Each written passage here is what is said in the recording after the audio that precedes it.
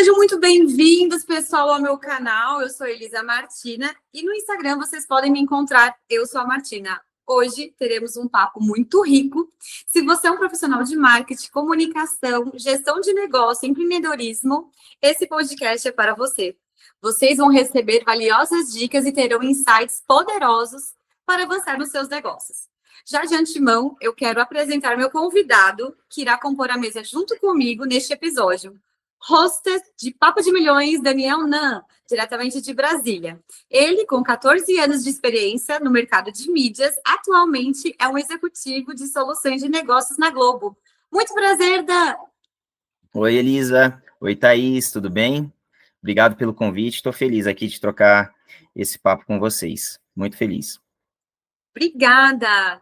E agora uma salva de palmas para a nossa convidada. Prepare-se para conhecer essa mente brilhante no mundo do marketing. Hoje eu tenho o prazer de apresentar a incrível Thaís Faria, coordenadora de marketing da renomada empresa CCM. Com mais de 10 anos de experiência e com mais de 30 certificados, participou de 80% dos podcasts. Thaís tem como objetivo conectar as pessoas com a marca, aplicando a magia do encantamento. Sua paixão pela troca de experiências entre pessoas e sua crença no poder transformador desse processo a motivam a trabalhar com marketing. Sou sua seguidora e a vejo como uma força motriz como o Employer Branding da CTM, trazendo uma energia única e inovadora para o time do marketing. Prepare-se para se inspirar e surpreender com suas ideias revolucionárias e suas estratégias de sucesso. Juntos vamos mergulhar nesse fascinante universo do marketing com a Thaís Faria e descobrir como ela está moldando o futuro do Employer Branding na CCM. Seja muito bem-vinda, Thaís. Obrigada, Elisa. Prazer imenso estar aqui com você, com o Daniel. Eu acho que nem minha mãe fala tão bem de mim quanto você falou agora nessa introdução, mas está ótimo, assim.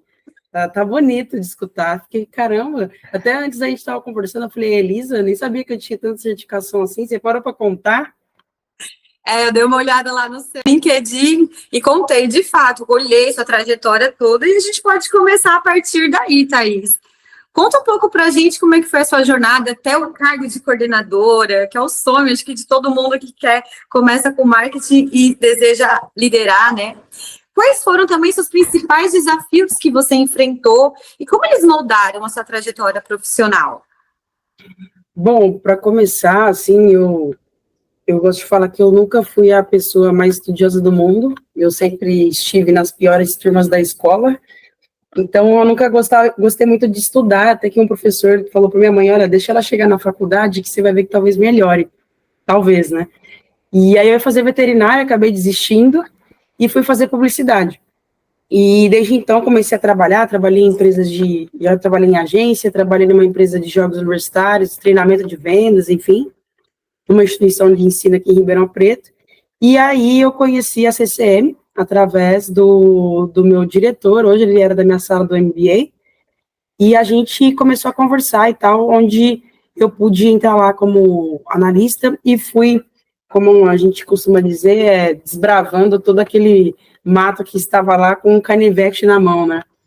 Então, foi bem importante, eu acho que essa jornada tem um pouco, acho que, da nossa conversa de hoje, eu acho que o que mais me trouxe aqui de uma forma mais forte de desafio foi poder respeitar cada fase que eu estava, entendendo os desafios, os erros, né, sem querer dar um passo maior que a perna, sabe assim? Então, obviamente, sempre estudando muito, até que depois eu contradisse todos os meus professores do fundamental, que eu não gostava de estudar, mas eu acho que é isso, acho que quando você identifica uma vertente que você gosta, e não de marketing, né, até na apresentação eu sou fascinada por experiência, eu acho que a experiência, ela tá em qualquer lugar, em qualquer negócio, então eu comecei a tomar gosto, hoje atuo numa empresa que atende o B2B, então a gente é outro tipo de relação, né, então a gente trabalha com um conjunto de CPFs que compõem um CNPJ, então são várias experiências que a gente precisa colocar, inclusive do colaborador, do parceiro, do fornecedor. Enfim, é isso, eu acho que estou lá há 6 anos já, vou fazer 7 esse ano, e com muita vontade ainda, sabe, de continuar aprendendo, continuar contribuindo para a marca. Que máximo, Thaís. Realmente as pessoas, né? Eu acho que a gente veio de uma geração que a gente precisava estudar. Eu vejo até que hoje em dia, pelo menos eu conheci pessoas, né, que não têm preterido uma faculdade em si, né? Não sei se é um mercado que hoje está exigindo mais experiência, e aí as pessoas recorrem a cursos e tal, mas a gente veio de uma época realmente que faculdade era o primordial e de lá batalhar, fazer cursos e mais cursos, especialização. Você atualmente está fazendo uma especialização, um MBA na SPM? Na SPM eu estou fazendo em gestão da experiência do consumidor, que também, assim, foi uma loucura, eu não sei, depois que eu falo assim, você tem que fazer, ir lá e se inscrever, depois você vê o jeito que faz, assim, para caber, porque demanda bastante. Acho que se você escolhe fazer alguma coisa, mesmo que for o básico, não pelo contrário, no básico mesmo você precisa fazer muito bem feito. Então não adianta a gente querer ficar lotando de curso e currículo e tal, porque uma hora você não vai parar de pé, né? Então tem que estar disposto a querer sentar, e pode ser qualquer coisa, pode ser uma leitura, pode ser até mesmo um podcast e tal, mas eu acho que se manter atualizado para você não depender só daquela coisa da graduação, sabe, principalmente. Eu acho que a graduação ela é uma porta para o mundo, só que o mundo é imenso, então você precisa desbravar esse mundo. Não adianta você achar que o Kotler lá que você leu lá na faculdade vai servir para o resto da sua vida, assim, você tem que ir se adaptando e trazendo reflexões para trazer isso para o seu dia a dia também, né? Estendendo e aprofundando o que você está dizendo, Thaís, você sente alguma escassez no mercado de algum tipo de colaborador? Está difícil de encontrar pessoas assim, assado, já que eu me vejo também muito em você, assim, nessa questão de ambição pelo estudo, sabe? De ser uma pessoa que busca sede, sabe? De conhecimento de fato. Uhum. Hoje você, como coordenadora, né, que tem muito mais propriedade para dizer, você sente alguma escassez de recursos humanos que você gostaria de trabalhar, ou que você indica para que outras empresas tenham esse tipo de colaborador? Eu acho assim, eu acredito muito, talvez aqui eu fale um pouco de vários clichês, mas aqui dentro da minha cabeça eu desconstruo eles. Mas eu acho assim, quando a gente fala de qualificação, e eu sempre costumo dizer, cara, a gente contrata pelo currículo e demite por comportamento. Então, eu acho que o mundo, ele tá muito nessa questão do hard skill ali, daquela capacidade técnica e tal, e o profissional, para ele se diferenciar, no meu ponto de vista, obviamente que você precisa ter um embasamento técnico, né, você não pode sair do nada, assim, mas ter aquela curiosidade, uma visão holística das coisas. E eu costumo sempre falar para o meu time, olha, não foque na atividade que você está fazendo, foca no objetivo daquela tarefa. Então, exemplo, o objetivo dessa tarefa aqui é entregar um evento para tais pessoas, de tal público, e a gente levar o maior público possível. Quando eu coloco que esse é o objetivo, eu abro um mundo de opções de resolver esse problema, que é diferente de eu falar assim, olha, você vai ligar para todo mundo e vai falar para eles irem no evento, exemplo. Então, assim, ter essa visão holística e trabalhar esse raciocínio dentro daquilo que você pode ter como ferramenta, buscando pessoas, obviamente, da empresa, é aquilo que pode te deixar diferenciado no mercado, porque você você para de se importar na pequena coisa, sabe, de tarefas ordinárias. Nossa, mas eu tenho que ficar embalando o brinde, tem que ficar fazendo isso. Agora, se você pensar que esse brinde vai para tal lugar, para tal pessoa, que aquilo vai fazer parte do ponto de contato que ela tem com a marca, você muda a forma de ver, sabe, a sua atividade. Então, a dificuldade que eu coloco assim, são de pessoas que acham que essa ascendência da carreira é muito rápida, não respeitando esses desafios, mas que também, quando entra na empresa e a empresa te proporciona um ambiente para esse crescimento, talvez você não trabalhe com uma visão tão holística do negócio que você possa, de fato, assim, ser protagonista ali dentro, entendeu? Entendi. E antes de passar a palavra para o Daniel, que eu sei que ele já quer perguntar, colocando um profissional, né, que trabalha com você, e colocando ele altamente qualificado, porém o fit cultural dele não é aquilo que a Thaís Faria entende para trabalhar na CCM. Como que você lida com esse profissional? Cara, tem uma frase do Peter Drucker, lá, o pai da administração, que ele fala assim: a cultura come a estratégia no café da manhã. Então, assim, se você acha que uma empresa vai conseguir chegar num resultado sem trabalhar, deixar aquela cultura vivendo, né, ali fazendo parte do dia a dia, não vai acontecer, porque é aquilo que eu falei para vocês, o CNPJ é um conjunto de CPFs. Então, quando a pessoa ela não tem um fit cultural, eu costumo dizer que o ecossistema, vai ter gente que fala que é o Mercúrio retrógrado, enfim, a gente pode falar N coisas, mas o ecossistema ele te espelha. Por quê? Tanto para quanto você está de colaborador, eu acho que é difícil você estar numa empresa onde você não enxerga que você também tem um fit. Fica insustentável. Uma coisa, você está numa relação que você vê que não tem um fit ali naquilo, né? Então, eu acho que ou essa pessoa ela vai pedir para sair, ou ela vai encontrar ali dentro do time algum tipo de fricção. E aí você fala, Thaís, se você identificar uma pessoa que está no seu time e não tem essa cultura, o que você faz? Tem algumas metodologias que você pode fazer, tanto de um acompanhamento de um PDI, que é o Plano de Desenvolvimento Individual, quanto de feedbacks bem frequentes e diretos, né, levando exemplo para essa pessoa. Por isso que eu falo que se você for totalmente claro dessa forma, vai ter uma hora que algum dos lados vai falar assim, cara, acho que não dá mais aqui, né? Não deu.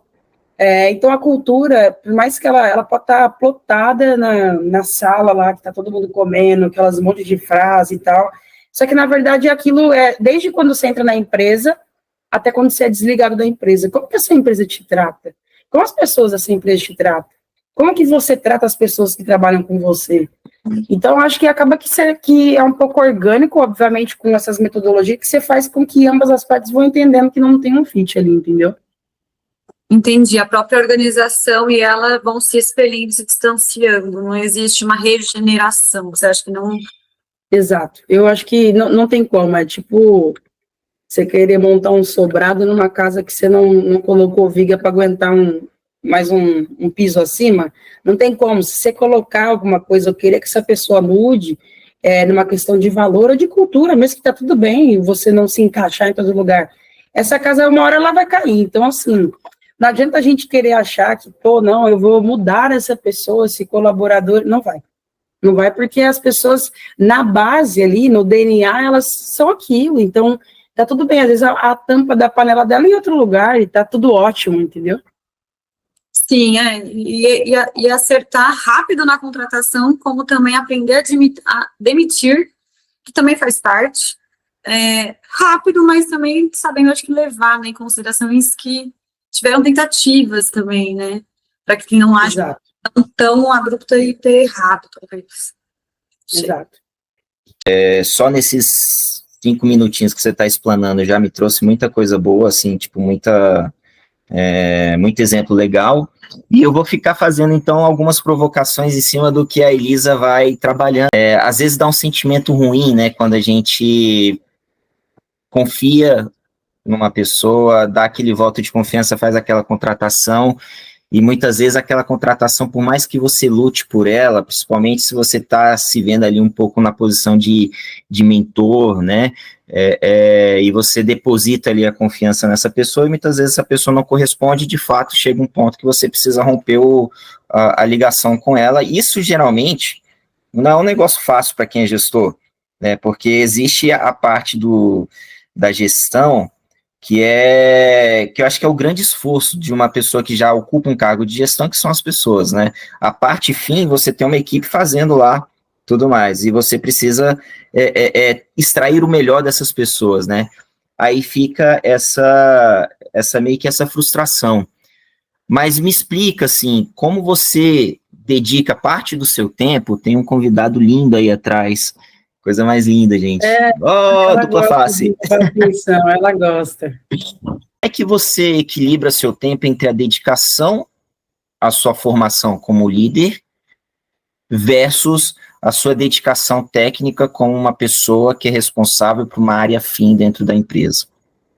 Essa pergunta, ela é bem, ela instiga bastante, assim, porque eu considero que a gente tem 3 papéis, né? Fazer a gestão dessas pessoas, a administração dessas pessoas e a desenvolvê-las como pessoas. A gestão, o que eu estou falando? Estou falando de meta, estou falando de resultado, de KR, enfim. Administração, que é o lado que ninguém vê, né? Eu não sei em outras empresas, mas na CC, por exemplo, faz parte do meu dia a dia, inclusive férias do time. Preciso organizar férias, eu preciso organizar banco de horas, eu preciso entender como que a gente pode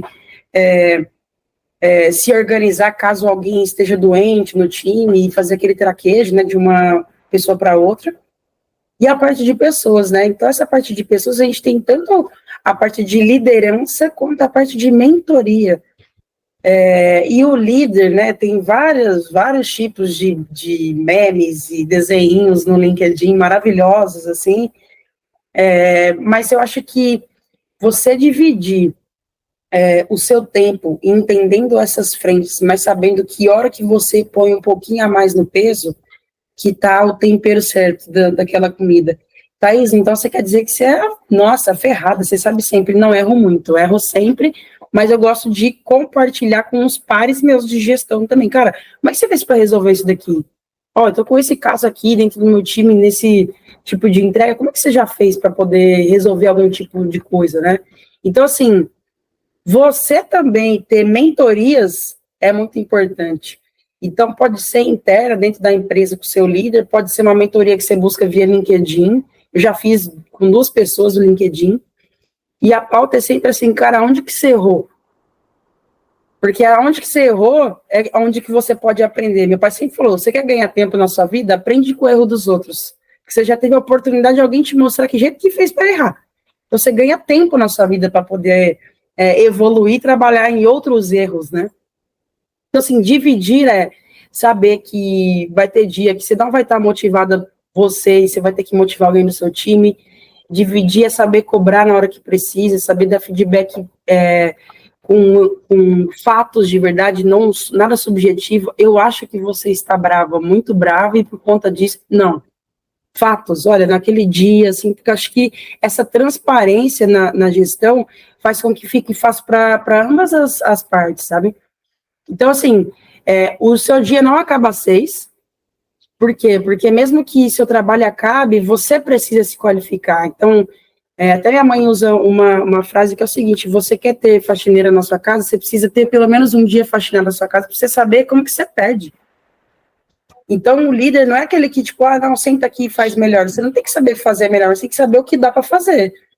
Então, para isso, você tem que estudar, você tem que ler, você tem que conversar com pessoas, você tem que pedir mentoria, para você estar apto o suficiente para poder apoiar o seu time. Tem um jogo que eu nunca lembro o nome dele, mas ele faz parte das Olimpíadas. Não sei se vocês já viram. O cara joga um disco no gelo, e aí tem um cara que fica limpando o gelo, assim, para o disco poder ir até o final. O gestor é o cara que limpa o piso.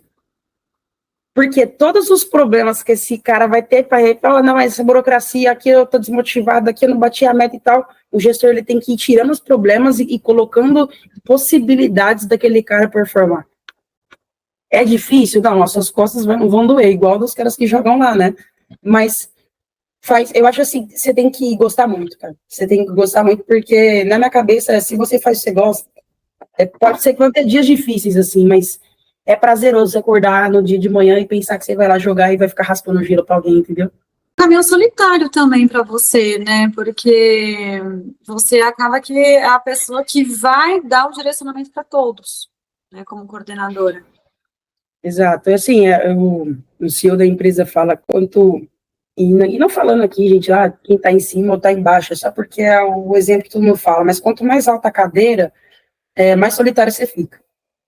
Então, ele sempre falou, o gestor, quando tá errado, alguma coisa e não bateu a meta, ele é o culpado. Tudo bem, ele pode chegar no time e dar o feedback e tal, mas ele é o culpado daquele resultado. Agora, quando o time vai bem, o resultado é do time. E você pode até pensar assim, não, mas eu fiz esse time performar, tava lá e tal. Ele fala, então você vai chegar na sua casa, você vai abrir uma champanhe sozinho e vai falar assim, eu sou foda. E sozinho. sem postar, sem nada, sem meta, sem nada, porque o seu time bateu a meta. Então, assim, é solitário, mas tem pessoas que, principalmente por pares que estão do seu lado, talvez eles deixem esse caminho menos pesado. No máximo, até que vocês podem fazer é sentar para chorar junto, entendeu? É verdade, quando erra, você erra. Quando acerta, eles acertam, né? Tipo, nós acertamos. Dan também tem bastante know-how para isso, né? Chegou onde chegou, eu vi que passou por todos os cargos, né, Dan, também.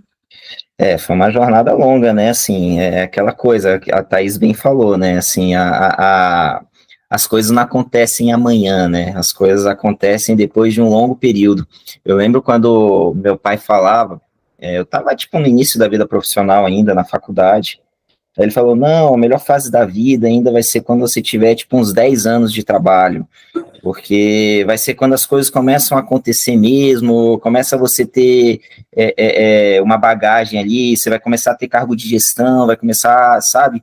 E a gente imagina que, sei lá, entra uma ansiedade que a gente quer que as coisas aconteçam muito rápido, a gente quer fazer, ficar almejando tanta coisa de imediato, que muitas vezes tem que dar tempo ao tempo, para até para essas coisas darem respostas para você mesmo, né? Assim, você, por exemplo, eu que trabalho com negócios, com vendas, acho que a Thaís também deve falar super bem nisso, né? Principalmente em relação ao B2B, a gente vai colher frutos muitas vezes 90 dias depois do que a gente fez hoje, entendeu? Então, assim, o trabalho é constante, as glórias também podem ser constantes à medida que você consegue enxergar elas, seja nas pequenas coisas como nas grandes coisas, mas o seu objetivo está lá na frente. Então, assim, vamos curtir a jornada enquanto ela está acontecendo, que uma hora o objetivo chega, né?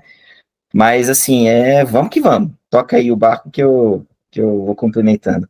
O importante é essa questão da jornada, curtir a jornada, que eu acho que é bem difícil quando existe uma cobrança, né?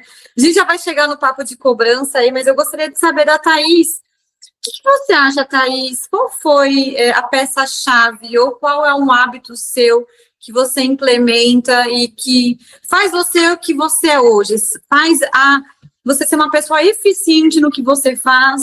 Estou falando que você dá conta de tudo, mas você consegue ser sua melhor versão no seu trabalho. Existe um hábito, existe um plano, existe algo que você passa todos os dias ou uma vez por semana? Existe alguma coisa mágica, né, que você poderia compartilhar para que outras pessoas também pudessem implementar? Mágico eu vou ficar te devendo, mas assim, tem uma tríade muito importante na vida de uma pessoa que ela se chama mente, alma e corpo.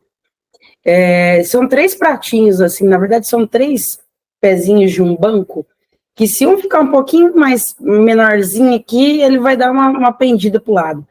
Então, assim, é difícil manter todos esses pratos, esses pezinhos ali bem colocados, mas eu costumo dizer assim, a Thaís, porque funciona para mim, eu sou uma pessoa muito expansiva. Eu gosto de conversar, eu gosto de falar, eu gosto de, quando eu estou mal, conversar com alguém. Eu não sou uma pessoa introspectiva, então isso fez sentido para mim.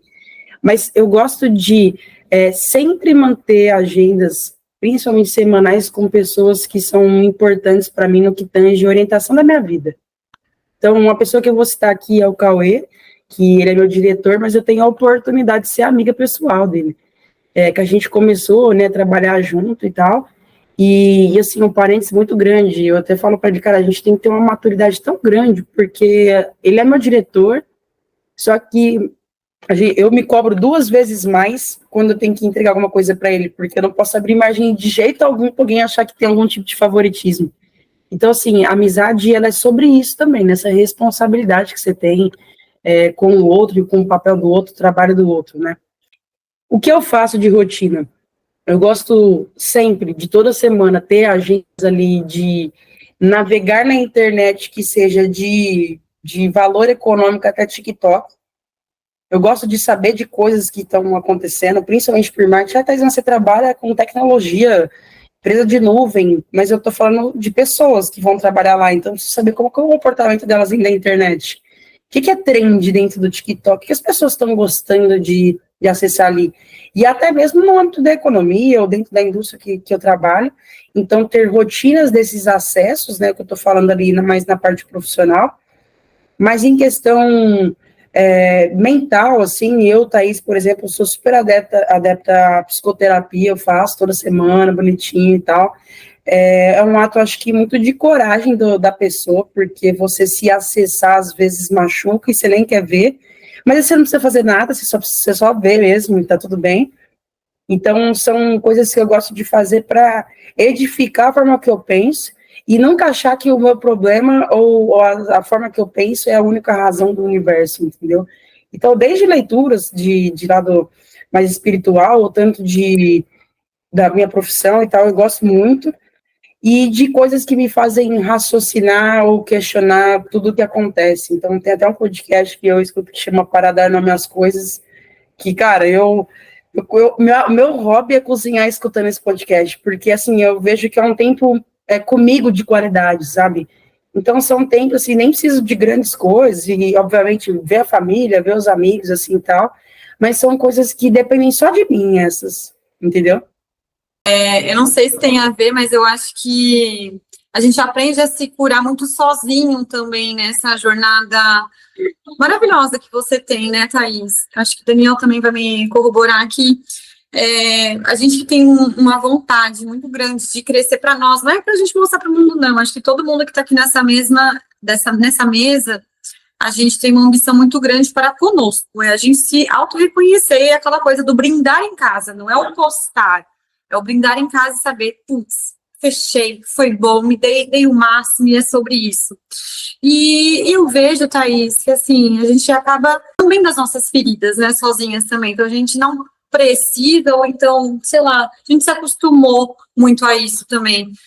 Eu sou fã da psicoterapia também e de podcasts. A gente troca muitos podcasts, ele me indicou do Zero ao Topo, estava morando em Brasília, ele falou assim, cara, já estou Zero ao Topo, eu falei, nossa, faz tempo que eu não escuto, ele, muito bom, e aí então parei mais de escutar também, e a questão da atividade física, que eu acho que me deixa com a mente muito sagaz, assim, eu preciso parar um pouco também, porque senão a gente só pensa, e tem uma hora que a gente não precisa pensar, entende?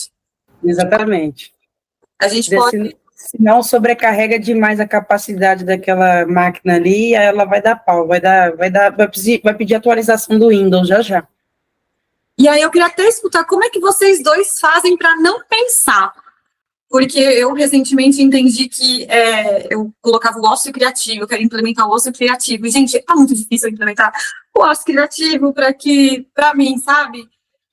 Todos aqui também, os três, tem uma autocobrança muito grande, eu sei disso, conheço cada um aqui, e aí acho que a gente pode fazer uma troca. Como é que vocês fazem para ter o ócio criativo? Não pensar em trabalho, gente, como é que é? Eu sei que é difícil, mas vamos lá. Thaís, se quiser eu... Caramba, Daniel, achei que você ia me salvar agora para eu ter um tempinho para pensar aqui. Então tá, eu respondo. Justamente, porque ele falou assim, cara, o que eu faço? Não, assim, eu tenho algumas coisas que eu gosto muito. Por exemplo, eu estudei música, fiz o curso todinho, né?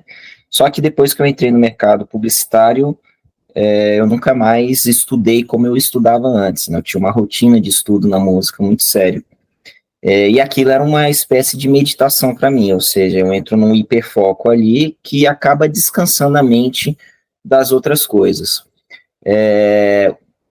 Essa parte de ócio criativo, eu acho que vem muito com o repertório do que a gente disponibiliza. Por exemplo, a Thaís falou no início da conversa que ela estuda coisas diferentes, ela lê coisas diferentes, assim como ela acessa uma rotina ali de conteúdos diferentes, assim, e muito desses conteúdos eu tenho plena certeza de que ela faz isso por prazer, né, então, assim, isso ajuda a gente a alimentar o nosso repertório e criar conexões criativas, assim, né, como eu costumo descansar a minha mente quando ela está muito, muito atribulada, eu gosto de meditar, mas eu confesso que eu diminui muito o meu ritmo em meditação, acho que acabei substituindo a meditação por outras coisas. Muitas vezes eu gosto de ver algum vídeo engraçado para eu rir mesmo, assim, de propósito, né, para eu sentir graça, toda aquela inundação química no cérebro do prazer da risada. Eu acho que isso é muito gostoso, e é bom você fazer isso de vez em quando. Às vezes eu fico na rede aqui alimentando meus cachorros e fico vendo vídeo enquanto eles comem, alguma coisa assim. Eu gosto muito de me exercitar, porque o exercício traz uma outra mentalidade também. Você fica ali focado no exercício, é um misto de dor com prazer, então, assim, acaba que quando você termina, de fato, o exercício, você parece que a cabeça resetou, né, assim, é o momento que você realmente é obrigado a parar de pensar em trabalho, parar de pensar em ter algum tipo de preocupação, e, sei lá, tem momentos também, que isso é muito comum, eu falo aqui com a minha esposa, que é quando a gente quer se desligar do mundo, e a gente não tem opção, a gente vai para o cinema. Por quê? Porque o cinema é tudo escuro, você cria uma concentração ali no filme, e acontece duas coisas, ou eu durmo porque estou muito cansado, ou eu assisto o filme todo porque ele é muito bom, e aí você fica concentrado naquilo, quando vai ver, você já passou 2, 3 horas lá com o pensamento muito centrado. E quando você está com o pensamento muito centrado, descansa, porque eu acho que o mal do nosso cansaço mental é o pensamento acelerado, tipo, sai de uma coisa, nem terminou aquela coisa, vai para outra, aí tem uma interrupção, e aí você fica, tipo assim, a cabeça não para, né? E fora também a própria tensão de alguma cobrança, de alguma meta que você precisa atingir, às vezes está distante, alguma coisa assim. Então, e uma outra coisa, por último, assim, que me dá um puta tesão, assim, de fazer e que realmente me desliga, é viajar, assim, ou entrar no avião, tipo, mesmo viajando a trabalho, ou viajar de carro, porque quando eu tô na estrada, eu me desligo e só foco na estrada. Então, qualquer coisa que me traz um hiperfoco me descansa. É basicamente isso. Por que a gente pensa viajar por último, assim, né? Porque eu também tava viajar por último na minha cabeça, mas é porque eu falo assim, é que não para tempo que eu tenho que trabalhar, olha como que já não responde a pergunta, né?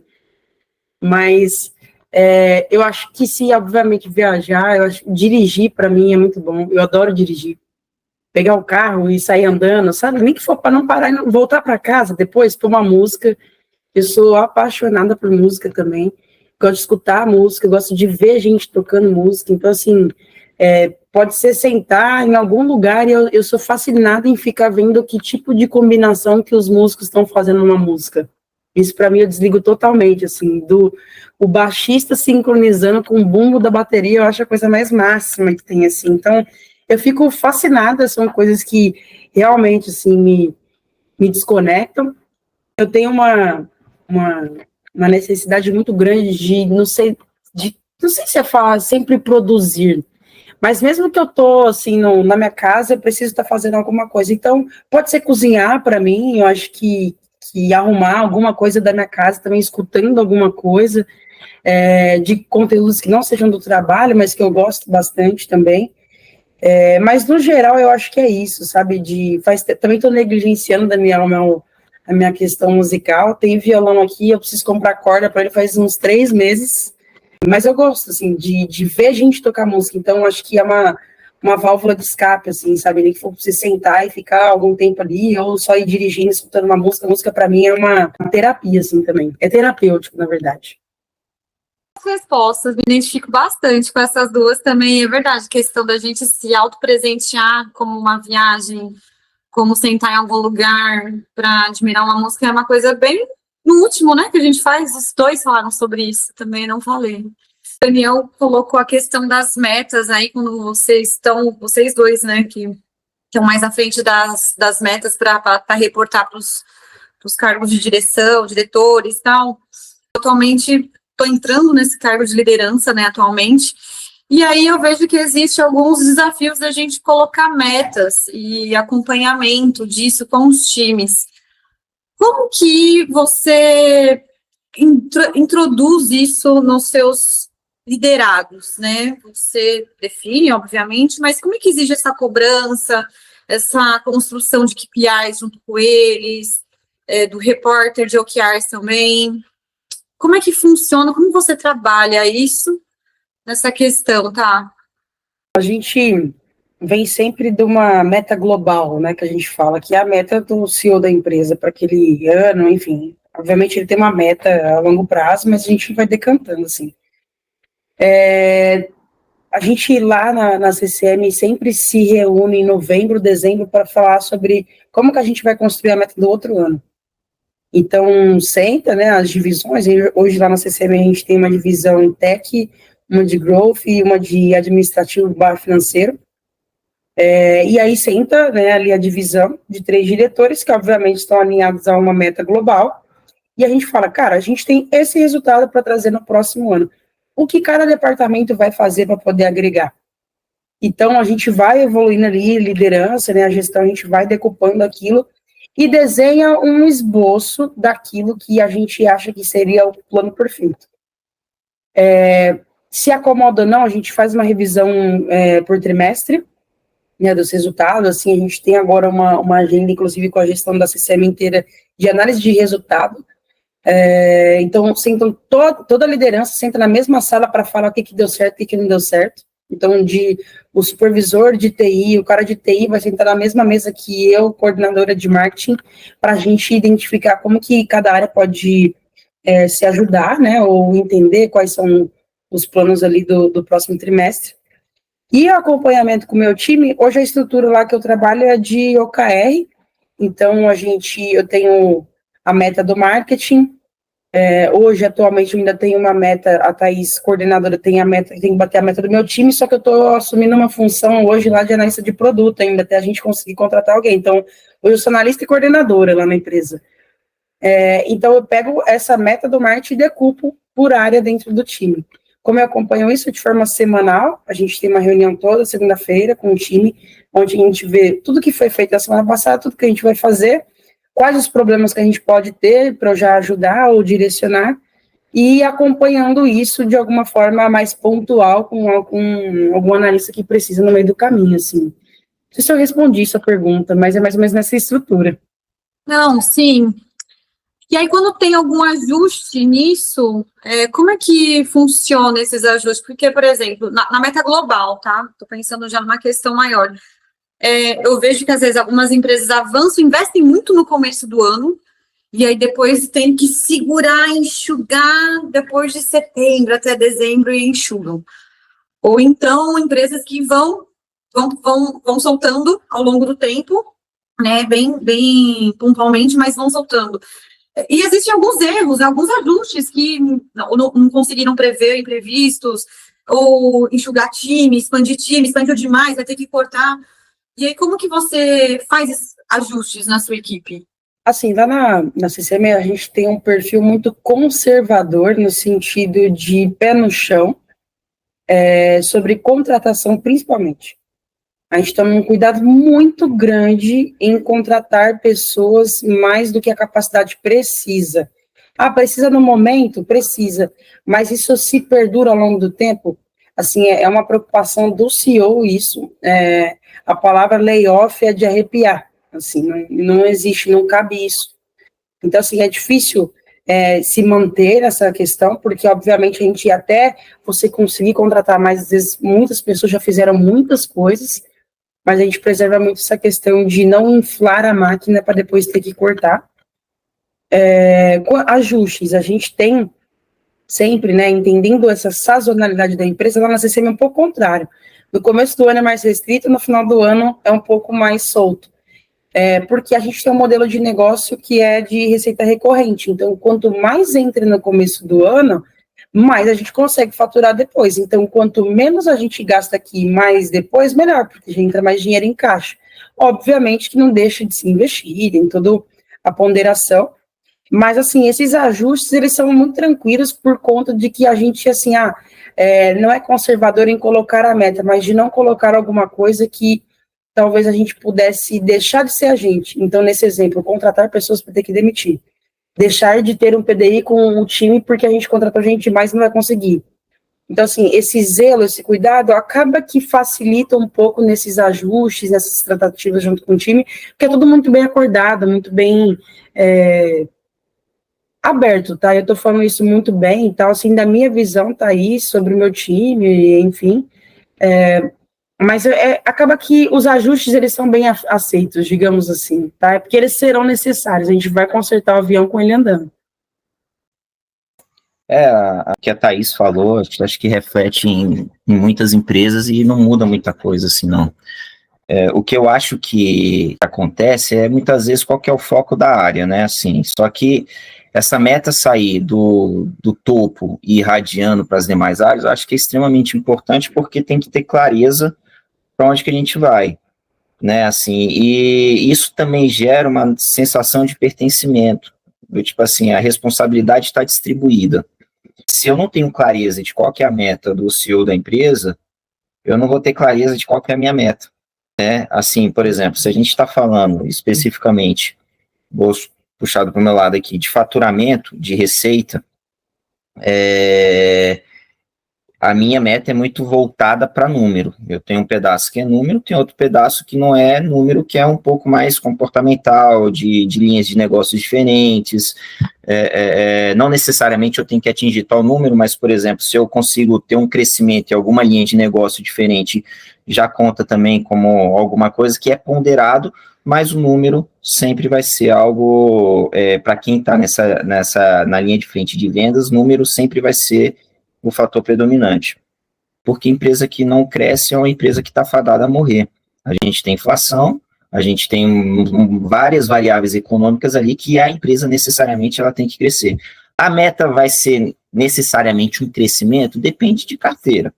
Tem carteira que você tem clientes que saem, clientes que faliram, clientes que diminuem o investimento, você sempre vai buscar por um crescimento naquilo, mas uma hora você tem que trabalhar ali as substituições, você tem que trabalhar ali a geração de lead, você tem que trabalhar ali a geração de contrato, você tem que trabalhar coisas ali que vai rotacionando, mas você tem um norte onde se chegar, e provavelmente é um número relacionado ao ano anterior, mas um crescimento que pelo menos tem que recompor a inflação do período, porque senão você está fadado a minguar o seu negócio. Isso, às vezes, é um papo meio duro, porque por exemplo, se você pegar um time de vendas, vamos pegar para um time de vendas assim que não seja B2B extremamente complexo, mais uma venda mais simples, sei lá, vou vender calça jeans numa loja. Quando você dá um número para o vendedor e ele fala o seguinte, olha, você precisa atingir esse número de vendas, e muitas vezes ele não entende, ele não se sente motivado a alcançar tal coisa, fora talvez o estímulo remuneratório, mas assim, ele não entende o porquê que ele tem que vender mais aquilo, entendeu? E aí você precisa explicar isso muito claro. Você precisa demonstrar claramente que você precisa crescer, entendeu? E aí traz essa sensação de pertencimento, traz essa sensação de que eu sou, digamos, parte daquele negócio. E eu acho que é muito importante a gente lembrar também. Eu acredito que não são todas as empresas que têm essa sensação. Existe, digamos, o papel de cada um, e esse papel de cada um é uma, como é que fala? É uma troca. É uma troca e é um caminho onde você precisa chegar. E quanto mais você tem isso claro nos funcionários, mais fácil você chega lá. Assim, né? Então, é como se você estivesse dando para ele uma responsabilidade de CEO dentro do âmbito de atuação dele. Entendeu? Então ele tem que ser assim, o dono de si e trazer a responsabilidade para si naquele campo de atuação dele, assim, né? Então, e trazer isso de uma certa forma até confortável, né? Porque você tem que também dar uma motivação ali para ele poder seguir adiante. Só complementando, esses dias eu fui numa palestra recente agora, foi quinta-feira passada, falando sobre vendas, não na perspectiva do vendedor, mas na perspectiva do dono da empresa, ou seja, na perspectiva do empresário. E é muito legal, assim, a gente entra muitas vezes no choque, né, principalmente quem tem aquele empresário que é muito agressivo, aquele empresário que tem muita fome, de pesar o que é humano e de pesar do que é motivador e de pesar do que você está minguando a pessoa, do que você está matando a pessoa porque você está sugando ela, ao invés de você fazer com que ela tenha sangue nos olhos, né? Então, assim, acho que a palavra meta, você tem que ter uma percepção do seguinte, ela tem que ser ousada, ela tem que prever crescimento, mas ela tem que ser justa. E o que é justa? Você tem que definir as regras do jogo no início e cumprir com a regra do jogo. Quando a regra está clara, você tem a responsabilidade de cada um ali delimitada, você tem ali, tipo assim, uma autoconsciência do tipo assim, eu não consegui por tal coisa, eu consegui por tal fatores ali de sucesso. Então, assim, isso é muito legal e é muito bom que as empresas tenham isso, né? Porque a gente vê que existem muitas vezes metas inatingíveis, metas inalcançáveis, e que acaba penalizando ao invés de gerar mais negócios, né? É isso. Thaís conversou comigo esses dias faz um tempo, de matar um colaborador quando você coloca ele numa função. Você lembra, tá?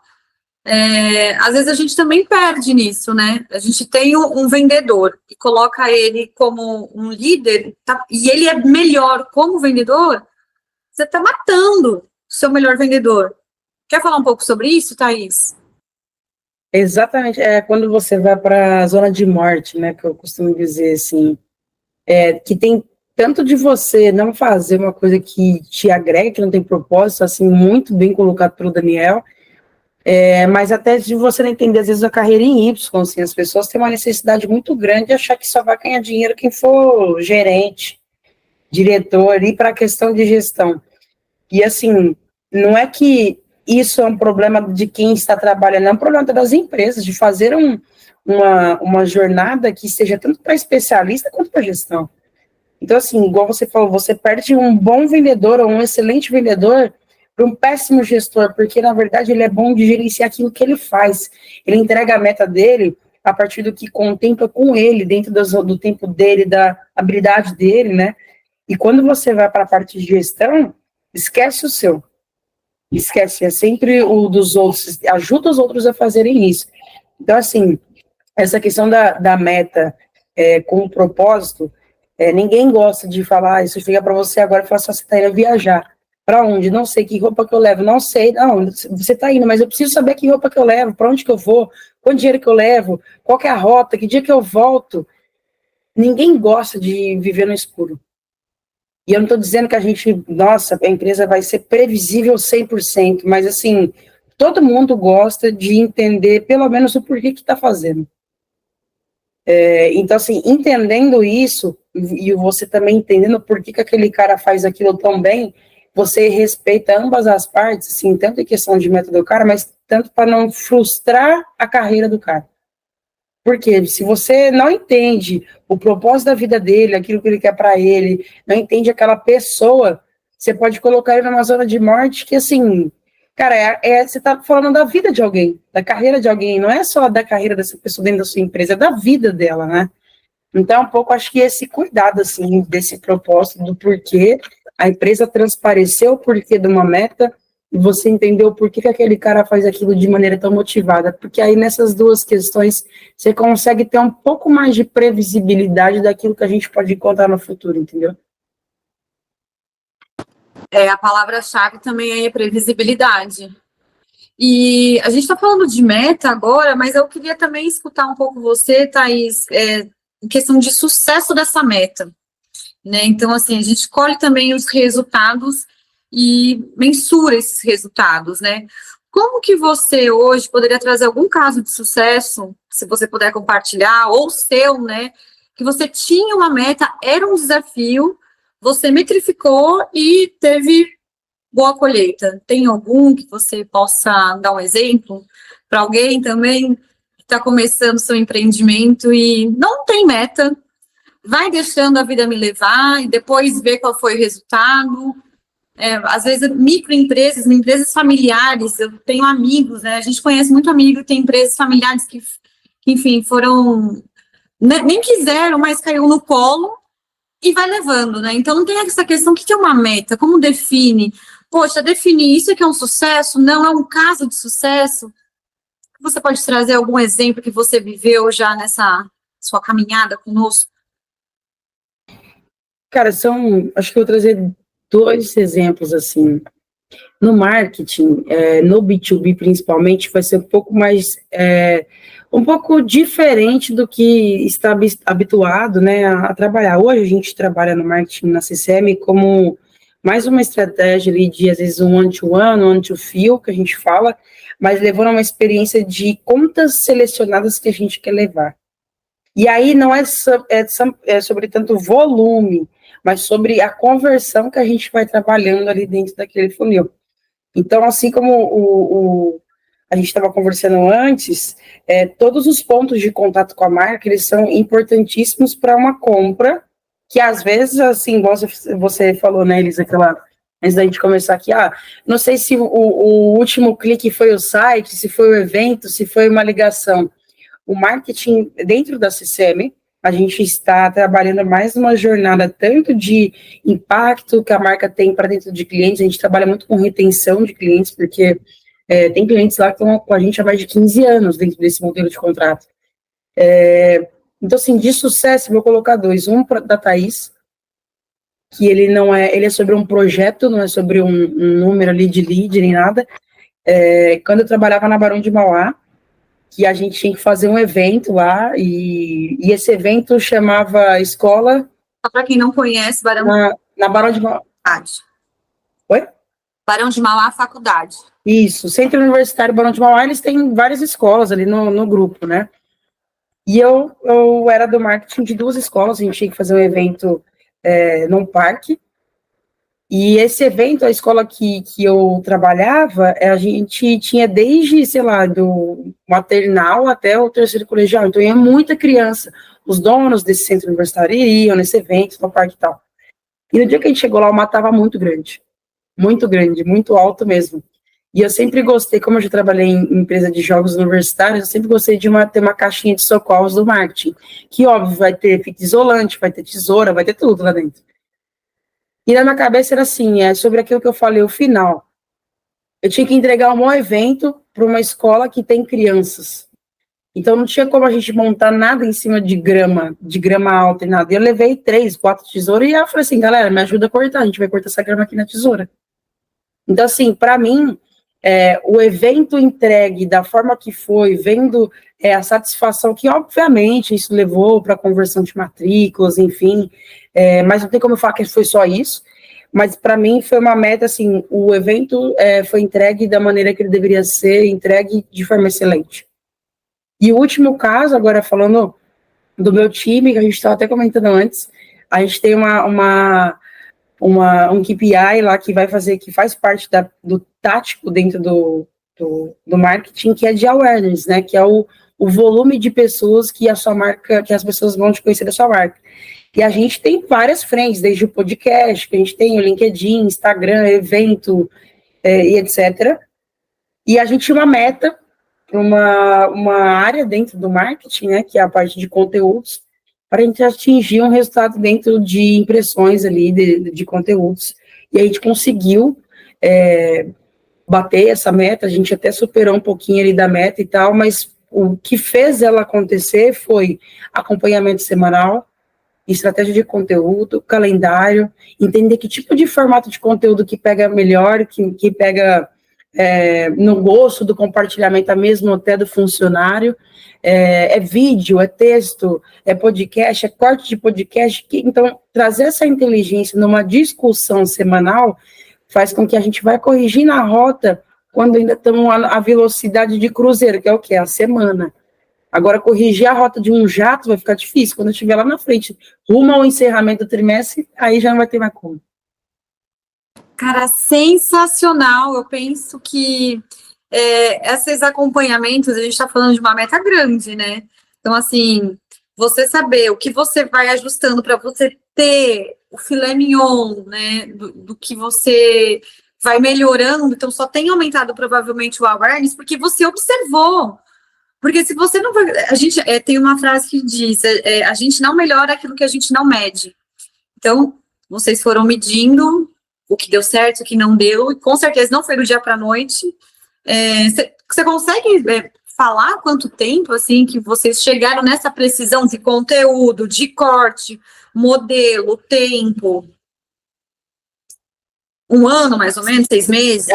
Por aí, 1 ano, 1 ano e meio, assim. Eu acho que quando entrou uma pessoa no time específica para isso, a gente consegue abrir e aprofundar um pouquinho mais, assim, sabe, dentro dessa observação. Porque quando a gente faz, não é que por fazer, faz com qualidade, mas a gente faz para estar, é diferente de ter uma pessoa olhando para aquilo. Então, a partir do momento que a gente conseguiu colocar uma pessoa que estivesse olhando aquilo de uma forma muito mais, assim, faz parte do dia a dia dela, a gente consegue ter esses saquezinhos de melhoria, de entender relatório, fazer um AB de que dá mais certo ou não. Então, 1 ano e meio, mais ou menos, eu vou dizer assim, que foi quando a gente conseguiu colocar um analista mais específico para aquilo ali. Legal. A gente estava falando sobre os atributos, né? Os canais de atribuição no final. E aí, agora você trouxe que cada um, existem pessoas responsáveis por um canal, é assim que vocês têm distribuído as responsabilidades, e aí tem uma apresentação de resultado no final de cada canal, é mais ou menos assim que funciona, e que tá tudo bem, assim, às vezes, cada um trabalha um canal, tem a apresentação de resultado, ou você deixa mídia com uma pessoa, social com outra, podcast também ele entra em uma mídia separada, ou outra pessoa de social olha, como é que fica isso? Assim, quando você foi falar uma pessoa de mídia, uma pessoa de social e tal, eu fiquei pensando, nossa, que mundo seria se eu tivesse essa capacidade de contratar um especialista para cada frente, sabe? Mas, assim, como que eu divido lá hoje a estrutura do marketing? A gente tem a parte de conteúdos, que ela vai tanto do digital quanto do off, conteúdos entre podcast, entre as redes sociais, entra conteúdo interno junto com o RH, tem a parte de experience, que aí é uma pessoa que fica focada só na parte de fazer eventos, ou fazer, a gente fala banho de loja, mas deixando o nome mais bonito, era CCM Experience, que é trazer ou possíveis clientes ou clientes da empresa para poder ter um dia lá dentro com a gente, sentindo a cultura, tendo conversas dentro dos times. E também ela entra na frente de ABM, que é aquilo que eu falei para vocês, selecionar contas que a gente quer atacar. Uma outra frente, a gente tem inteligência de mercado, inteligência de vendas, com uma pessoa, então a gente olha tanto para o mercado, traz insight para a gestão, e quanto olha a inteligência de vendas, deixando isso um pouco mais como suporte, com um gerente de vendas que não está sobre a minha frente. A parte de operação de vendas, então, como é uma pessoa que responde a todas as outras áreas que tem geração de demanda, ela fica debaixo do guarda-chuva do marketing. Produto, né, então a parte de go-to-market do produto, como que a gente vai pegar um produto, relançar esse produto internamente, estruturar, trazer produtos novos. E, atualmente também, o arquiteto de solução, ele está dentro do time de marketing. Por quê? Ele estava dentro de um time de relacionamento com o cliente, mas ele também suporta todas as frentes que vendem, que geram demanda. Então, a zona neutra da divisão do growth é o marketing. Então, toda a parte de experiência do cliente, a gente consegue blindar ali para não vender mais do que precisa e nem menos. Então, são todas essas caixinhas que estão dentro hoje da caixa de ferramenta marketing dentro da CCM. Caraca, muita coisa, Thaís. É a empresa que enxuga bem também, né? Cara, mas assim, a gente, obviamente, tem muita coisa que a gente terceiriza, então aquilo que não é core nosso, a gente terceiriza, um diretor de arte, quanto que a gente vai ter um diretor de arte aqui para competir com esse perfil desse cara que gosta de trabalhar em agência e tal, então a gente tem um leque, até da parte do podcast, a gente tem uma agência que trabalha com a gente, que faz a prospecção dos convidados, que ajuda a gente a construir pauta, então assim, tem tudo isso, mas eu prefiro, como eu falei para vocês, uma questão conservadora, a gente ter pessoas capacitadas para fazer com que essas operações funcionem, seja ela executando ou a gente contratando, do que inflar muita máquina e algum dia a gente ter que cortar porque simplesmente cortou a verba, entendeu? O fornecedor é mais fácil de eu fazer uma rescisão de contrato porque não tem vínculo, né, humano, não tem nada. Contrato é aquilo e acabou, tipo, não tem nada, né?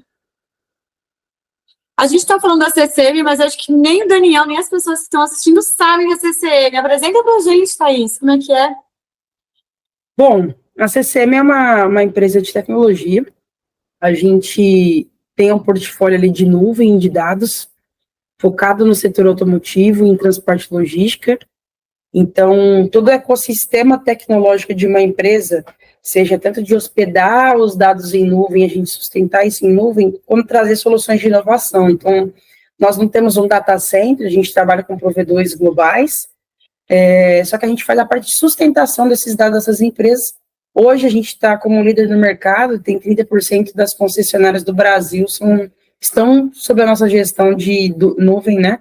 E dos dados deles em cloud, ali com a gente hoje. Uma maneira bem simples, mas sim, estamos no mercado há mais de 30 anos, a gente atende o Brasil inteiro. Pelo nosso produto, assim, dá para você ser onipresente, obviamente com o time, né?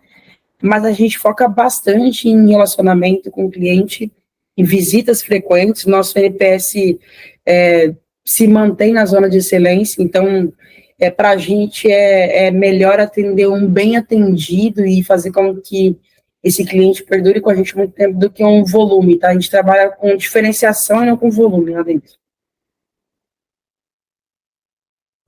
É customizável lá, não?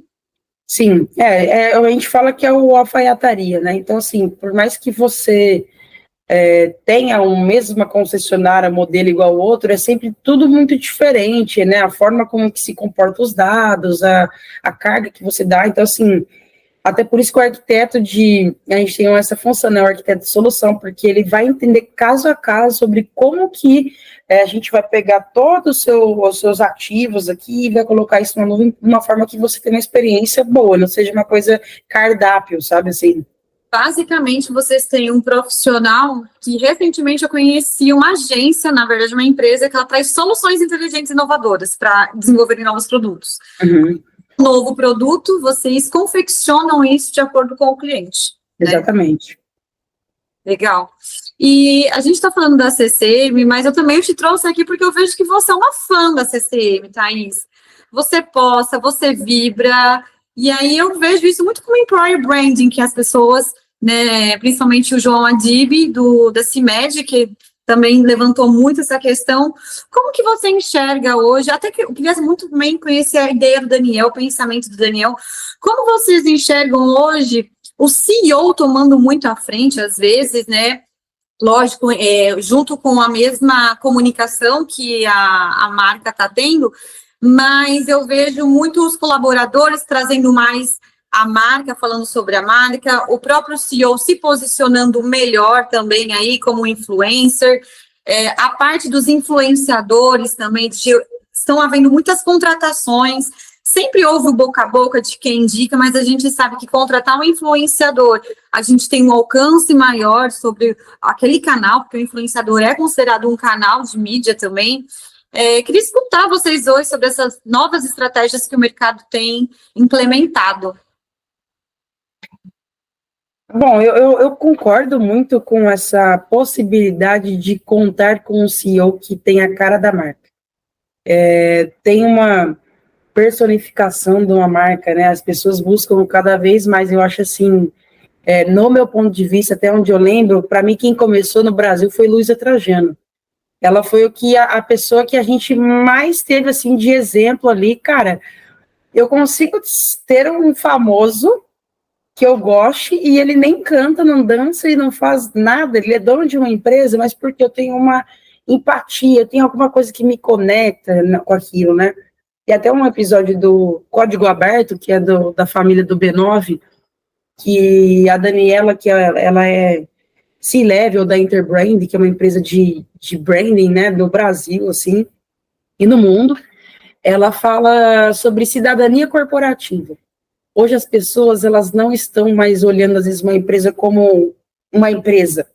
Eu preciso saber o que você posta, se você recicla o seu lixo, como que você contrata, como que você demite, o que você faz para os seus funcionários. Então, cada vez mais a gente está começando a levar esse antropomorfismo da marca para uma coisa que é real. Então, assim, de Luísa Trajano, a Lu do Magalu, a gente vê a necessidade das pessoas terem uma proximidade humana com a marca.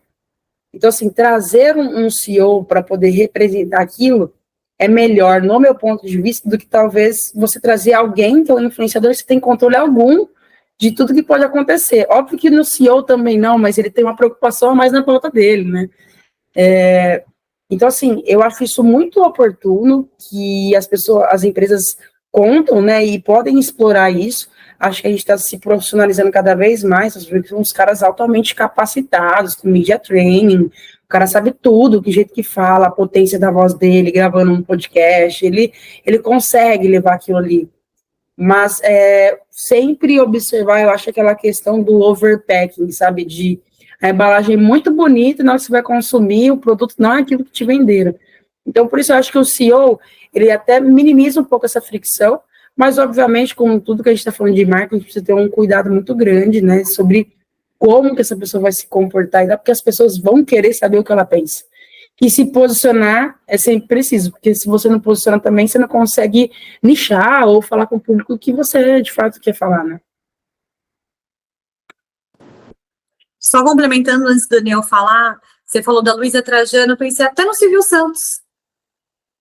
A gente fala SBT, mas a primeira pessoa, que agora ele não faz mais programa, né? Ele tá aposentado, acredito, sei lá, não sei. Parou de fazer, estopa tudo por dinheiro. Mas, antigamente, o CEO, que é o Silvio Santos, ele fazia tudo. A gente linkava SBT com o Silvio Santos, né? Então, era a marca. A gente gostava por causa disso, era ele. O Gugu também, mas acho que mais Silvio. E, lógico, a Luísa também, com certeza. Bora aí, Dan. Eu vejo o seguinte, o CEO é o principal propagador da cultura da empresa. Acho que a cultura tem que partir dele e tem que, assim, ele tem que ser a pessoa que mais se importa com isso dentro da empresa. Porque quando irradia, a cultura da empresa faz parte do próprio direcionamento da empresa, né? Então, assim, tudo bem, a gente, até botando uma pimentinha na nossa conversa, tem casos muito legais, assim, de CEOs que aparecem, e tem casos não tão legais, assim, vamos pensar no velho da Havan, né? Apesar de que a campanha hoje da Havan, eu cheguei a ver esses dias, acho que estava até falando, o velho da Havan, não sei o quê, aí fizeram uma paródia com ele por ser conhecido como o velho da Havan, que por sinal ficou muito bom. Ele se apropriou daquilo e fez e contou uma história positiva em relação àquilo. Mas eu acho que o mais importante, assim, na minha visão, é legal quando você consegue trazer a imagem de uma figura que está à frente da empresa, mas eu gosto muito, aí é uma questão pessoal também, eu acho que não existe certo e errado, existe o que funciona para cada corporação. Mas eu gosto muito quando o empoderamento passa por todos os funcionários, do tipo assim, eu gosto muito de trabalhar nessa empresa porque essa empresa faz coisas que eu acredito muito na minha vida. Vou dar um exemplo, eu trabalho na Globo e eu gosto muito de trabalhar na Globo, não só porque eu amo o que eu faço, mas porque eu tenho orgulho da empresa com a qual eu trabalho. Por que eu tenho orgulho da empresa com a qual eu trabalho? Porque os valores que ela expressa na sociedade, muitas vezes são valores que criam certas discussões. Por exemplo, se você tem um beijo homossexual na novela, isso vai gerar discussões, mas são valores que acompanham a sociedade para melhor, como um todo. Independente do viés, se a gente vai entrar numa discussão sobre editoria jornalística, por mais que seja bem imparcial e tenha todo critérios para princípios editoriais imparciais e tudo mais, vai ter gente que gosta e não gosta, mas falando de valores, os valores da empresa que eu trabalho são valores que levam uma brasilidade muito grande, que leva a conceitos, valores das sociedades inclusiva, diversidade, respeito à diversidade, toda uma série de coisas que a gente joga isso para a audiência e para o ecossistema que faz parte daquilo. Mas, mais do que isso, esses valores são praticados dentro de casa, entendeu? Então, assim, não adianta nada eu fazer uma novela, entendeu? Que está ali colocando um protagonista que seja negro, ou ou um beijo, ou colocando hoje a Renascer, né? Tem uma pessoa lá que é trans, como uma parte importante da novela, se a gente dentro de casa não tem cargo de liderança para trans, não tem cargo de liderança para negro, e isso a gente faz muito bem, graças a Deus. Tem o que melhorar? Sempre vai ter o que melhorar, porque a gente está em constante evolução, assim como a sociedade também está.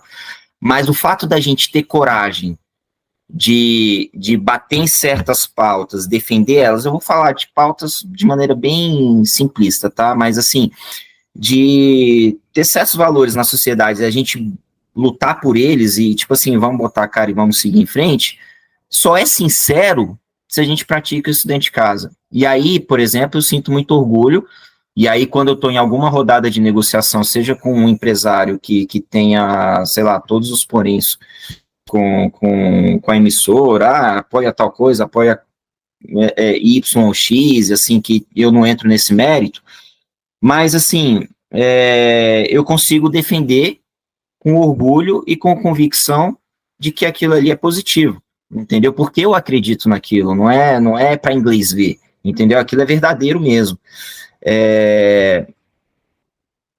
Então, assim, muitas vezes, quando a gente tem um CEO, não necessariamente está à frente da empresa reportando isso, mas ele tem um papel fundamental de transbordar essa cultura para todos os níveis da empresa e a própria empresa transbordar isso para fora. E é lógico que, assim, os valores da empresa, eu acho que isso até é parte, por exemplo, se eu por um acaso, eu fosse negociar aqui com a Thaís algum planejamento de mídia, alguma campanha publicitária, e que ela falasse, Daniel, eu tenho um desafio institucional aqui forte, cara, a gente vai passar pelos valores da empresa, a gente vai entender o que são valores da empresa e ela precisa comunicar isso para a sociedade. Por quê? Porque os valores da empresa não é do quintal para dentro, é uma responsabilidade social. Acho que você, Elisa, que veio do direito, sabe muito bem a função social da empresa, entendeu? Isso é responsabilidade social. E a responsabilidade social, que hoje a gente chama de ESG, já está no mercado há 50 anos. Entendeu? Então, assim, a gente precisa ter muita clareza nisso, e a responsabilidade social também passa pela cultura, que, por consequência, vai passar pelo que as pessoas acreditam, porque elas defendem. Não à toa, por exemplo, uma empresa como Natura, que faz campanhas publicitárias com bastante representatividade, tem fãs ardorosos da marca, porque ela realmente acredita na sociedade, ela quer apresentar aquilo e quer transbordar aquilo para além do quintal dela, entendeu? Aliás, até um motivo de sobrevivência, sendo um pouco mais pragmático e menos romântico, é uma questão de sobrevivência, né? Só para acrescentar, eu acho que a Globo ela atingiu o nível de ter defensores, né, da marca. Então, há atualmente uma rivalidade até de canais, até por conta de política. Então, pessoas que defendem a Globo, e não só, acho que o CEO, né, porque o Roberto Marinho, enfim, já nem era a época dele de se expressar, mas outras pessoas fazem influência por ele também, né, levando a cultura de dentro para fora, igual que você falou, a gente vê a cultura primeiro dentro, mas ela consegue se transbordar e refletir através dos colaboradores, das pessoas que trabalham lá, e eles são influenciadores, né, pela magnitude do tamanho que eles construíram as suas carreiras, desde jornalistas, enfim, eu estou falando de todos os programas da Globo, né, que a gente sabe tem outros canais também, né, não só novela, enfim, tem outros programas aí também bem bacanas. E aí esse ponto, né, então assim, o marketing, ele chega desde o corporativo, do CEO, mas ele também tem os defensores, que vai defender a marca, vai defender o CNPJ, que a Globo conquistou hoje, também, né, a Globo não nasceu hoje, mas eu acho que é o sucesso de uma empresa, na minha opinião. Não sei se vocês consideram isso, ter defensores, como um sucesso. E é legal ouvir isso, você como um público, né, como uma audiência da Globo, né, então você falar isso para mim já meio que se prova também, né.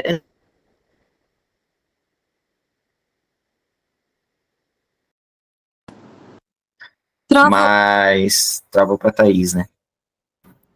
Mas, assim, o sonho de qualquer marca, qualquer empresa, pensando do ponto de vista do cliente, é você ter realmente defensores, porque numa escala ali de, sei lá, de um potencial cliente, para um cara que gosta muito e para um defensor, o defensor, ele já é, por si só, o maior promotor de boca a boca que tem, né? Então ele te ajuda a vender bastante. E outra coisa, você gasta muito esforço gerando cliente novo. E você manter um cliente cativo, primeiro que é uma questão de merecimento, né? Vamos ser justos, assim, o cara que dedica tanto a você, ele merece de fato todas as glórias dentro ali da empresa. Mas também porque é o que a Thaís falou logo no começo da conversa, assim, a questão da receita previsível. Você pode contar com ele na sua meta ali durante tal período, entendeu? Você tem uma certa segurança, e isso é importante para você desbravar mercado. E ele também te ajuda a desbravar mercado, porque existe indicação, existe modelo, existe benchmarking, existe várias outras coisas, até mesmo ele pode ser o próprio case da empresa, né? Então, assim, é muito bom ter defensor da empresa, assim, eu acho que é o ideal de qualquer empresa é ter o seu defensor, assim, porque é muito espontâneo, né? É muito sincero.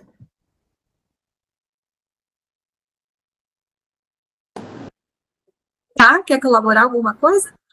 Acho que é isso mesmo que o Daniel falou, assim, de ter os defensores. Eu falo assim, se você não tem alguém que está falando alguma coisa de você, seja bom ou ruim, você está vivendo errado, cara.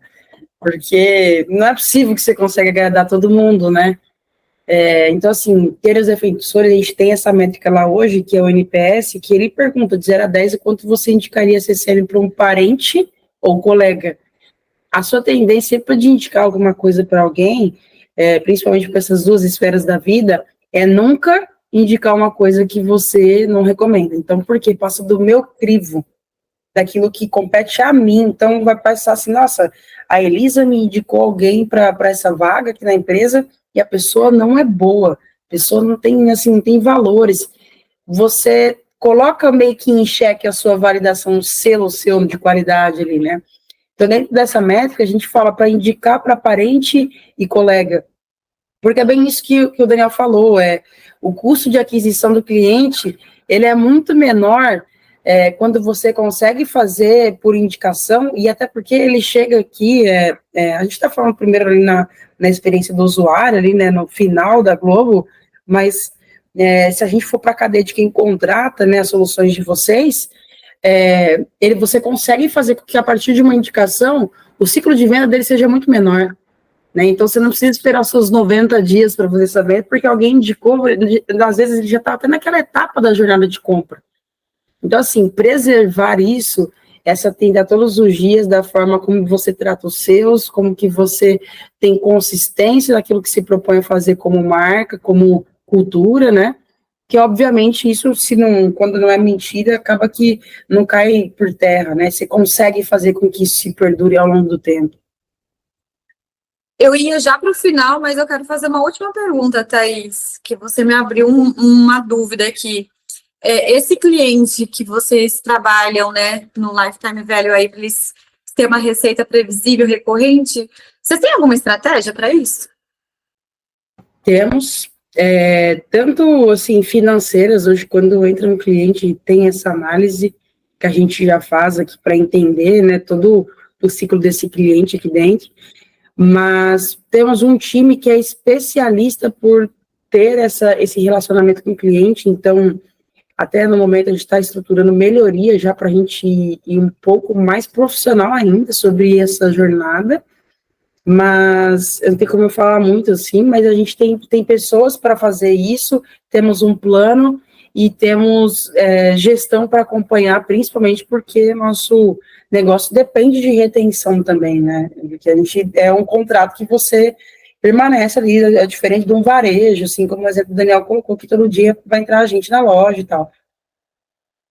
Sim, não, eu imagino que assim, você tem o upsell, você vai trabalhar várias estratégias aí para acrescentar um produto melhor, né, e para que ele também continue gostando, sabendo a opinião dele, né, então com certeza deve ter Exato. A gente tem estratégia de upsell, de cross-sell, uma estrutura que a gente fala que chama white space, que é você identificar dentro do portfólio da empresa tudo aquilo que o cliente tem de produto, mas quais são as combinações que para ele seria muito melhor para agregar ali num cross-sell que seja mais inteligente e que de fato agregue valor, entendeu?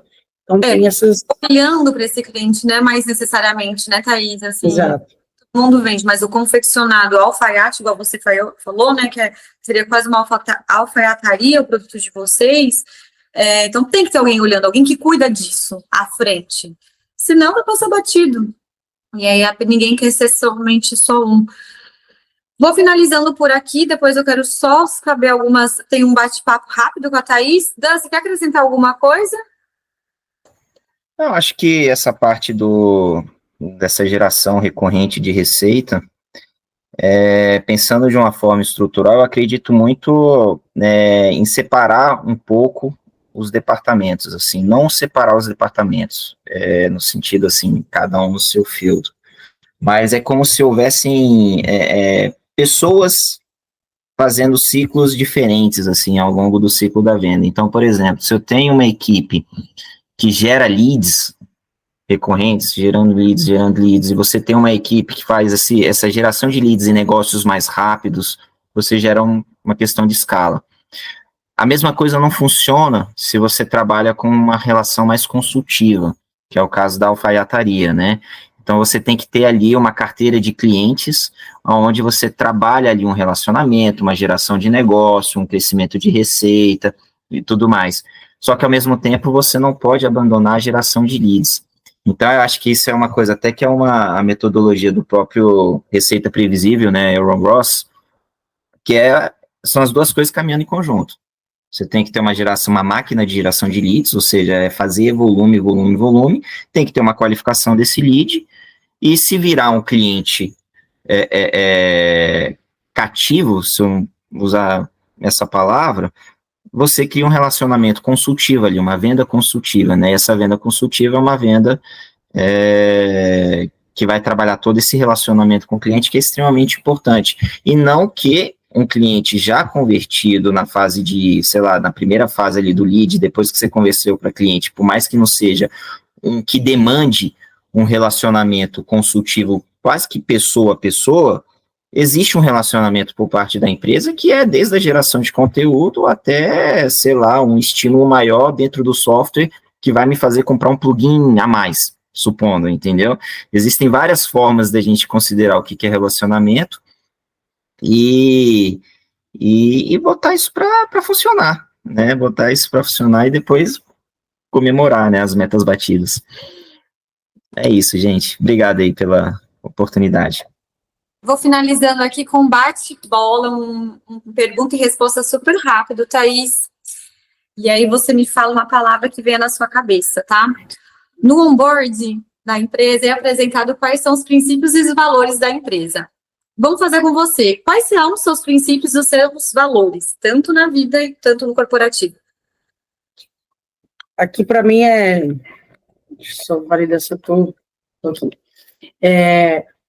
Para mim, para Thaís funcionar em qualquer âmbito que seja, eu preciso de transparência nas coisas que eu vou fazer, o que eu vou falar, verdade acima de tudo, propósito, e pode ser o clichê, mas assim, para mim, eu preciso entender o propósito maior para eu entender o que estou fazendo agora, porque que eu estou levantando hoje da minha cama para fazer isso.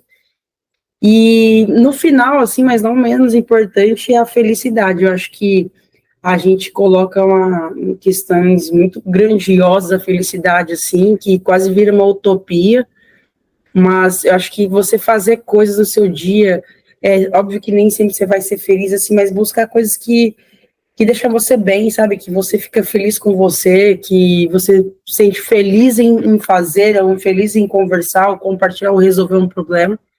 Acho que essas são as palavras que eu elencaria, assim. Legal. Vamos lá. No pódio da vida, Thaís, a quem você dedica esse sucesso? Cara, até quando eu li, eu fiquei lembrando da Anitta no Rock in Rio, sabe? Vocês lembram que ela até colocou lá no Rock in Rio? Ela falou assim, eu gostaria de dedicar esse sucesso a mim mesma. Mas, assim, eu acho que tem várias pessoas que contribuíram para a Thaís, que eu sou hoje, que obviamente dentro de casa, meu pai, minha mãe, minha irmã, a minha avó, que sempre foi uma referência muito grande para mim, assim, acho que meu primeiro exemplo de empoderamento mesmo feminino foi com a minha avó, e ainda, e tratando, assim, uma parte mais que foi do meu profissional, seria o Cauê, que é o meu diretor, o meu amigo, assim, aquele cara ali, eu acho que o cérebro dele não, é difícil demais hackear aquilo ali, não, só foi ele que nasceu daquele jeito, então, assim, eu aprendo todo dia com ele, e foi uma pessoa que contribui bastante, assim. Agora, o seguinte, o que as pessoas pensam de você, mas não é verdade, Thaís? Cara, não sei, assim, tem gente que fala que eu tenho cara de brava, que eu sou brava, assim, nossa, tem cara que é muito rude, mas até ter a oportunidade de conversar, eu acho, comigo, assim, eu tenho um pouco, eu acho que eu tenho muita expressão facial, então, talvez pode parecer isso, mas, assim, do restante, não sei, não fico muito preocupada, saber, assim, de que as pessoas não estão gostando, não, sabe? Em qual situação você não pede desculpa? Cara, acho que quando vai contra os valores, assim, básicos do mundo, sabe? Se eu me posicionasse, então tem questões que eu jamais vou pedir desculpa se eu falar, que são questões muito importantes para causas que eu sou muito adepta, assim, então eu nunca vou pedir desculpa para uma pessoa racista, assim, vocês podem ter certeza. Então, tipo, tem essas coisas, assim, só as situações. Agora, do restante, eu acho que tem tudo a forma de interpretar, de evoluir, não vou falar que eu também sou a dona da verdade também, não, porque nem sou. Um livro ou um filme, qual título vem à sua cabeça? Cara, de livro tem três, na verdade, assim. Princípios, do Rei Dalio, que é muito bom. A Coragem de Não Agradar me ensinou muito a ser uma pessoa que é pouco para mim, eu sou muito para os outros, então foi essencial. E é um livro muito diferente, assim, denso, mas muito bom, que é o Sapiens, que ele é animal, assim, você entende toda a evolução. E quando de filme, curiosamente, eu escolhi o Show de Truman. Eu não sei porquê, mas quando eu vi que você ia falar sobre isso, eu não sei, eu gosto muito daquele filme, eu tenho a sensação que a qualquer momento a gente está vivendo como ele, sabe? E aí eu entro numa exatamente, assim, mas eu acho que é um filme muito... ele mexe com marketing, ele mexe com comportamento social, ele mexe com o que está acontecendo no nosso mundo hoje, ele mexe com tecnologia, então são frentes, assim, que eu gosto muito de combinar. E é antigo esse filme, né? Nossa, de graça. Estamos no Grande Irmão. E por fim, a última pergunta, gente, para finalizar nosso encontro de hoje. O que é sucesso e fortaleza para você, Thaís? Cara, sucesso para mim, que eu até coloquei como propósito da minha vida, assim, fazendo o meu PDI, a gente queria achar uma função para Thaís chegar. E aí eu entendi que não era função, é aquilo que eu queria representar. Porque quando você põe função, você limita muito o seu caminho, assim, sabe? Eu quero chegar a ser um CEO de uma empresa, mas eu quero representar, o meu propósito na vida é que as pessoas que eu tiver parte, seja por 5 minutos, ou por uma vida, ou por alguns instantes, assim, eu quero que elas tenham experiências muito boas junto comigo. Tem até na lápide do Mário Quintana, tá escrito assim, eu não estou aqui. Então, acho que é sobre isso, assim, sabe? O sucesso para mim mesmo que depois, se um dia eu for embora para outro plano, etc., as pessoas lembrarem da experiência que elas tiveram junto comigo. E elas vão lembrar, porque esse vídeo vai ficar no YouTube, gente. Que bom! Estou no seu caminho aí, fazendo parte, então, do seu sucesso, dessa trajetória maravilhosa. Que bom, fico muito feliz. E Daniel também está aqui também, a gente vai eternizar esse momento juntos, nós três. Muito obrigada, gente, pela participação, pelo compartilhamento de ideias. Foi muito rico e com certeza outras pessoas irão aproveitar bastante desse nosso papo.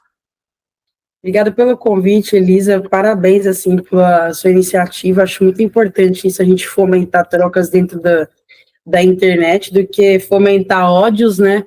Isso contribui muito mais para a nossa sociedade. Prazer imenso, Daniel, em conhecer você. Foi muito bom o papo, uma conversa muito produtiva. Obrigado, Elisa, Thaís. Elisa, continua estimulando, vai fundo, porque muito das coisas que a gente realmente quer realizar tá na atitude, né? Assim, a gente pode pensar, mas tem que ter atitude e é fazendo, acertando, errando, corrigindo. Você pode ver, assim, por exemplo, eu gosto muito de música, né? Ficou claro, assim, a Thaís também gosta muito, ela vai reconhecer isso facilmente. Mas uma banda faz um primeiro álbum na vida, é aquela coisa mais simples, cruazinha, dentro das limitações que aquela banda tem ali no momento, e aí chega depois de uma estrada, faz um álbum maior, e muitas vezes o melhor álbum é aquele primeiro, entendeu? Então, assim, continua, faz as coisas que você tá gostando, porque pra gente é gostoso, assim, acho que os primeiros 5 minutos que você e a Thaís falaram, pra mim já foi super agradável, e eu tô aqui com vocês já tem 1h45, super feliz e satisfeito, assim, sabe? E Thaís, obrigado pela conversa, pela experiência, assim, acho que eu consegui perceber que a gente tem muita coisa em comum, assim, de visão, de como enxerga esse mundo corporativo e de qual que é o nosso papel no mundo normal e no mundo corporativo, né? Então, assim, também estou à disposição sempre que precisar e foi um prazer, espero que a gente possa se encontrar mais vezes aí. Certeza. E Valeu. vamos, se Deus quiser, vai dar tudo certo. Gente, muito obrigada. Gostaram do canal? Gostaram da nossa conversa de Papo de Milhões? Curtam, compartilhem e a gente finaliza hoje, agora. Obrigada, gente. Até mais. Valeu, tchau, tchau.